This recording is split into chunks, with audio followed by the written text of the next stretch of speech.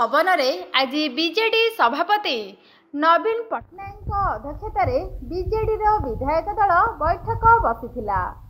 एही बैठक में नवीन पट्टनायक विरोधी दल नेता भावे निर्वाचित होइछन्ति।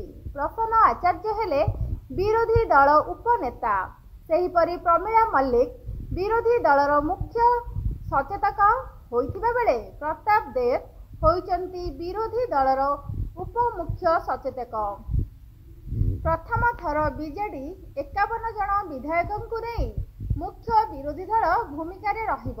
राज्य स्वास्थ्य संपर्कित बहु प्रसंग में दल शाणित स्वर उठाइबा सह 24 वर्षर बीजेडी शासन में जो विकास होइछि ताहाकु नुआ सरकार किपरि आगे नेबे ताहा उपरे दल फोकस करिब। 24 वर्ष धरी ओडिशार नेतृत्व नहीं नवीन विकास पाई ओडिशा को स्वतंत्र परिचय देइछन्ति।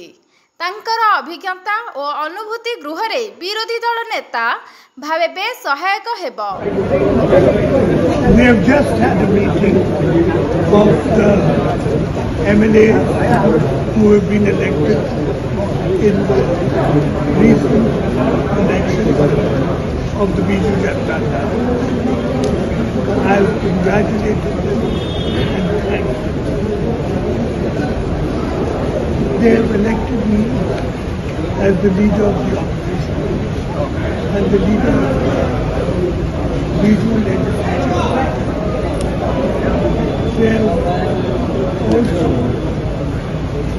I have also announced the new post of Sri Prasanna Acharya, Deputy Leader of the Biju Janata Dal in the legislature, Srimati Pramila Malik as Chief Whip, and Shri Pratap Kejri Dev as Deputy Chief Whip of the Biju Janata Dal.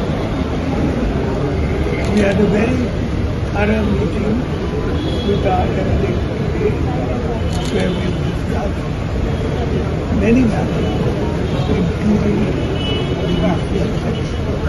Thank you. Bhubaneswar Swarnaprabha नायकଙ୍କ report पर्यवेक्षक ओडिशा।